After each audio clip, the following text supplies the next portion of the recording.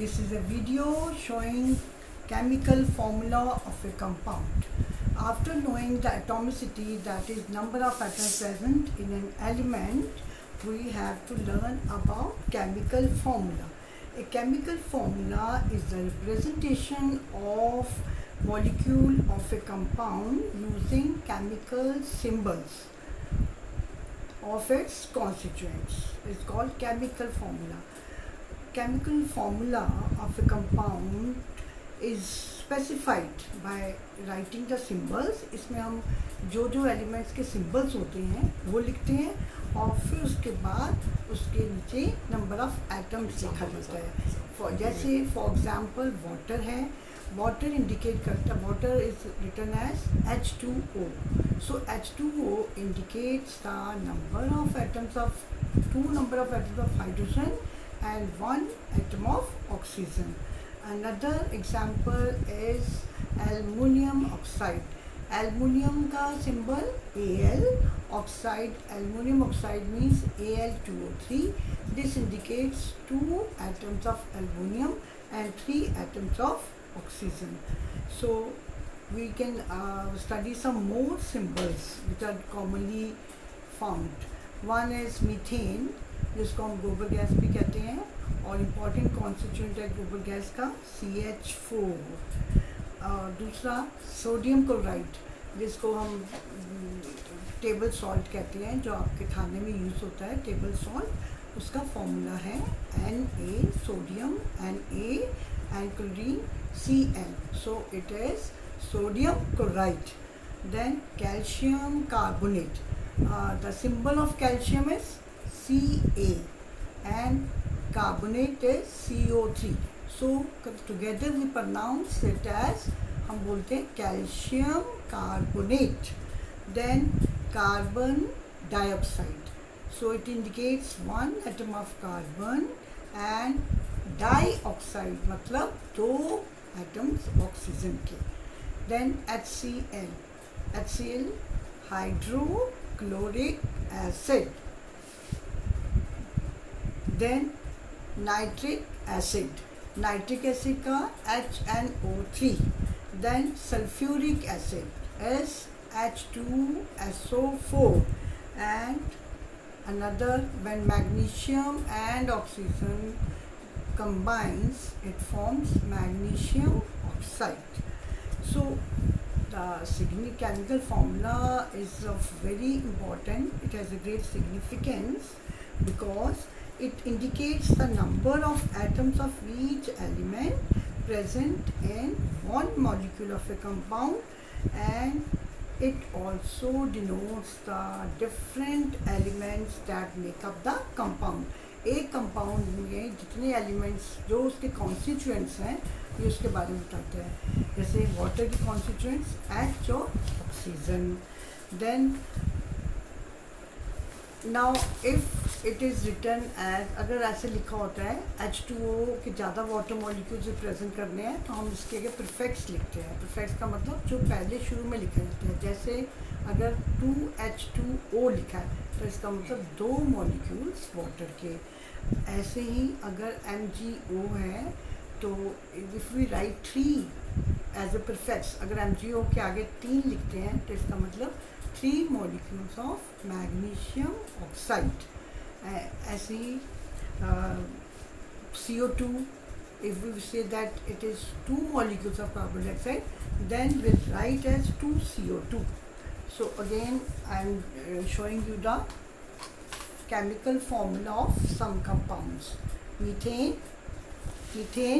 CH4, then sodium chloride NaCl, CaCO3, calcium carbonate, then it is written as carbon dioxide, then hydrochloric acid, then nitric acid, it is HNO3, then sulfuric acid is H2SO4, then magnesium oxide, it is MgO.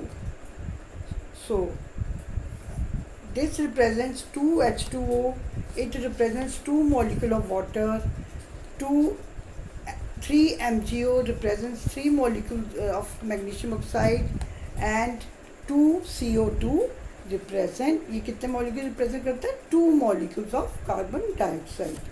So chemical equation is our next topic.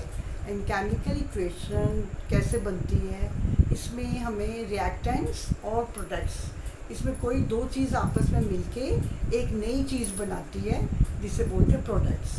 Reactants वो होते हैं जो chemical reaction में take part करते हैं, और जो chemical reaction में रिएक्टेंट्स आपस में मिलके जो नई चीज़ बनाते हैं that is called product. So reactants are like in case of magnesium oxide, the reactants are, कैसे बना magnesium oxide? Magnesium plus oxygen. So magnesium और oxygen क्या हो गया? ये reactant. Magnesium and oxygen ये हो गए reactant. Magnesium plus oxygen ये हो गए reactant. And MgO, इस केस में क्या हो गया? ये MgO product. So reactants, reactions, and we have to identify the reactants, then we have to write the products. So in between the two, in reactants, after reactants we put an arrow and product is formed.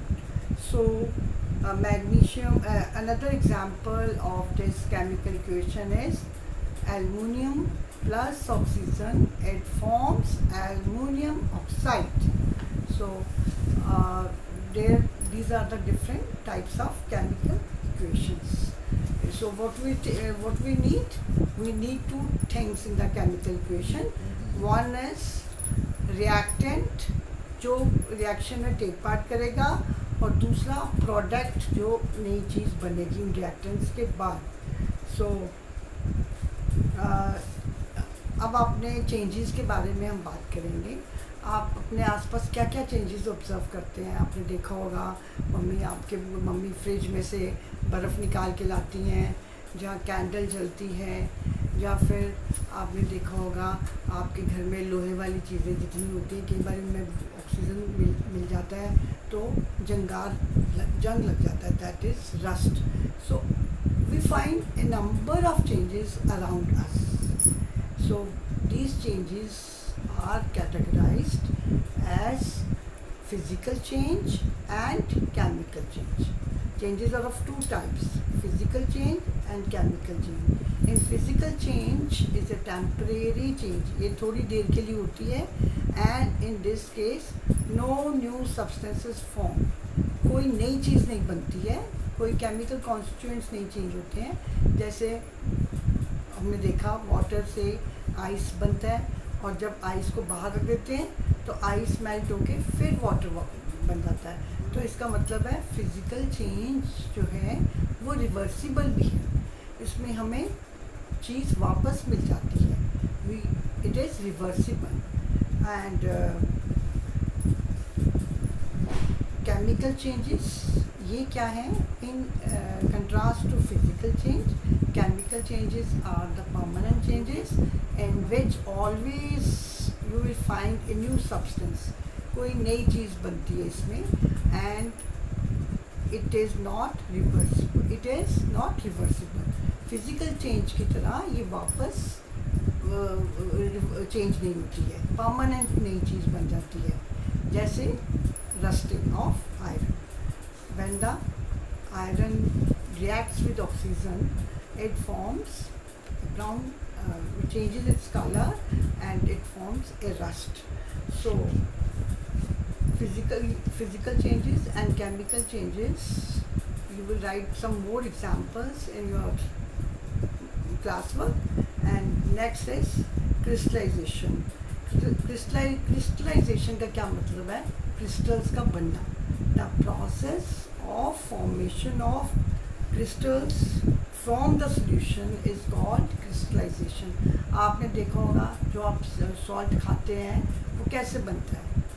C water जब evaporate हो जाता है तो सी water को हम evaporate करते हैं, उसके बाद वो सोडियम क्लोराइड क्रिस्टल्स मिल जाते हैं. तो salt is obtained from sea water by evaporation. So today we have studied chemical equation, chemical formulas, and significance of chemical formula, then different types of changes around us. Thank you.